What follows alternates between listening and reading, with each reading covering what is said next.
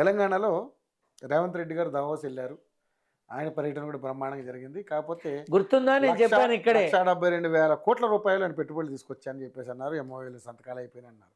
మరి అది ఎంతవరకు నిజం అంటారు? సంతకాలన్నీ బాగా అయినాయిగా. నేను నీతో అన్నాను కూడా ఇక్కడే కూర్చొని, పర్యటనలు మొదలవుతాయి, తిరుగుళ్ళు మొదలవుతాయి, భయంకరంగా ఉంటాయి. గుర్తుందా? స్టార్ట్ అయింది. వెళ్ళొస్తుంటారు, బాగుంటాయి, అన్ని బాగుంటాయి, అంతే, చక్కగా ఉంటాయి. పెట్టుబడులు రాశారుగా, సంతకం పెట్టారుగా. ల్యాండ్ కోసం వెతుక్కోవాలి. హైదరాబాద్కి ల్యాండ్ బాగానే ఉందిగా. ఏడుంది? మొత్తం అమ్మేశారంటారా? హైదరాబాద్లో అంతంత పెద్ద భారీ పరిశ్రమను పెట్టడానికి నీటి వసతి, భూమి వసతి, హైదరాబాద్ లో అట్మాస్ఫియర్ అన్నిటికీ అనుకూలంగా ఉంటుందని చెప్పేసి. హైదరాబాద్ లో ఎక్కడ పెడతారు పెట్టుబడికి? ఎక్కడ పెడతారు? ఏముంది? మహానగరం అవుతుంది కదా. ఇంకా ఎక్కడ ఉన్నవే కూల్ చేస్తుంటే, హైడ్రా ఉన్నవే కూల్ చేస్తుంటే ఎక్కడ పెడతారు? నీరు కావాలి, కరెంటు కావాలి, భూమి కావాలి, డ్రైనేజ్ కావాలి. ఈ వ్యవస్థలు, ఈ భారీ పరిశ్రమలు పెట్టిన తర్వాత వచ్చే వ్యర్థాలన్నీ బయటికి రావాలి.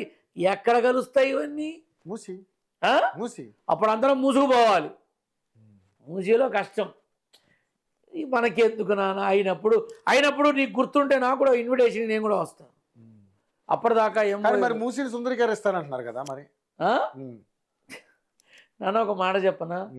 ఈ మూసీ అనే కాన్సెప్ట్ ఎప్పటి నుంచి ఉంది? ఎన్నాళ్ళ నుంచి ఉంది?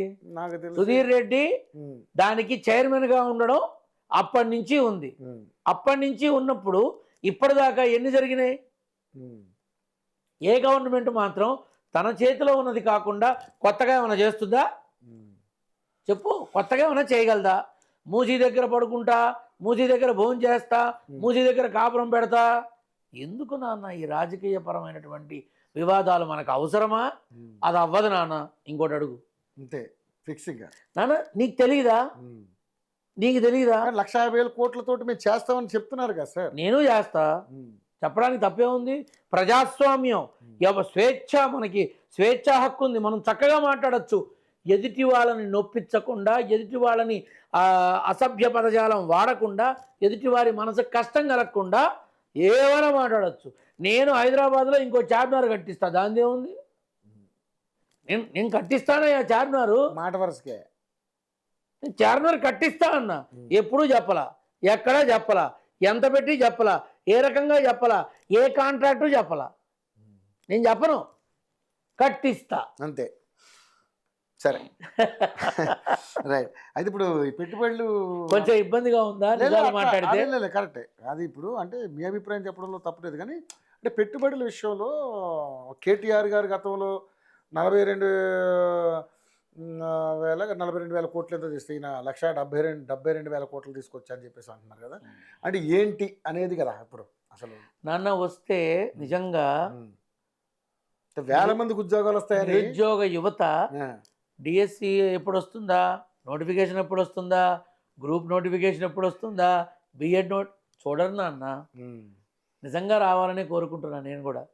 ఆ పెట్టుబడులు వస్తే కొన్ని లక్షల మందికి ఉపాధి కలుగుతుంది. కానీ నేను చూస్తూనే ఉన్నవే మూసుకుపోతున్నాయి. జరగాలని ఆశపడుతున్నాను. ఇంతకన్నా నేను ఏం చేయగలను? అంతే రైట్. ఇక ముఖ్యంగా చూసుకుంటే 4 పథకాలు ఇందాక మనం మాట్లాడుకున్నట్టుగా 4 పథకాలు మొన్న 26వ తారీఖున ఆయన రేవంత్ రెడ్డి గారు అనౌన్స్ చేశారు. ఏమన్నావు? 4 పథకాలు అనౌన్స్ చేశారు. Very good. 31వ తారీఖు అన్న మాట ప్రకారం అనౌన్స్ చేశారు. అన్న మాట ప్రకారం అనౌన్స్ చేశారు, కానీ ఇంప్లిమెంటేషన్ చూద్దాం. 100కు 100 రావాలి కదా నాన్న. 100కు 100 రావాలి. ఫస్ట్ కాంగ్రెస్ వాళ్ళకి వచ్చేస్తుంది, తర్వాత ఫేవరబుల్గా ఉన్న వాళ్ళకి వస్తుంది. ఇవ్వకపోతే బాగోదు కాబట్టి బీఆర్ఎస్ వాళ్ళకి కూడా వస్తుంది కొంత. 100కు 100 రాదు నాన్న, ఖచ్చితంగా రాదు. ఎందుకంటే గ్రామ సభ ఆంధ్ర వాళ్ళు ఇక్కడ సెటిల్ అయిన తర్వాత ఆధార్ కార్డులో అడ్రస్ మార్పించుకోకపోతే టికెట్ తీసుకో, యు ఆర్ నాట్ అలౌడ్ అని అంటున్నారు లేడీస్ని బస్సులో. ఓకే, ఎక్కడ ఇంప్లిమెంట్ అవుతుంది? ఎక్కడ? ఉస్మానియా యూనివర్సిటీ అని కాదు, ఇక్కడ ఉన్న యూనివర్సిటీలో 4 ఏళ్ళు చదివితే ఈ will be A Telangana citizen. ఎంతమందికి అప్లికబుల్ అవుతుంది? 100కి 100 కాదు నాన్న, అవ్వవు. అవ్వకపోయినా మ్యాక్సిమం చేయగలుగుతారా, లేదు. అది కూడా చేయలేరా? మాక్సిమం అంటే కొంత మేరకు లాభపడతారు, కొంత మేరకే లాభపడతారు, అందరికీ కాదు. అది 50% పైన అవ్వకపోవచ్చు, 50% లోపే. 100% కాలేదు నాన్న. ఎక్కడ ఉన్నాయి ఫండ్స్? ఎక్కడి నుంచి తీసుకొస్తారు? ఇప్పటికే 1,50,000 కోట్లు అప్పు చేశారట. అవునా? ఎక్కడి నుంచి తీసుకొచ్చి ఇదంతా చేస్తారు? ఈ కంటి తుడుపు చర్యలు ఎంతవరకు ఉపయోగాన్ని ఇస్తాయి? నేను నిజమే మాట్లాడుతున్నా. నాకు ఎవరి మీద ఏ ద్వేషము లేదు, ఏ కోపము లేదు, నాకు ఎవరి మీద ఇది లేదు. నిజం మాట్లాడతాం.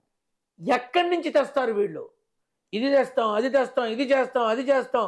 హాస్పిటల్లో డబ్బులు కట్టలేక, ప్రైవేట్ హాస్పిటల్స్కి వెళ్ళలేక, గవర్నమెంట్ హాస్పిటల్లో సమయానికి ఆపరేషన్లు కాక ప్రాణాలు పోతున్న వాళ్ళ ప్రాణాలు కాపాడితే హామీలన్నీ సఫలీకృతం అయినట్టే. ముందు అది చూడండి నాన్న, మీ మాధ్యమం ద్వారా తెలియజేయండి.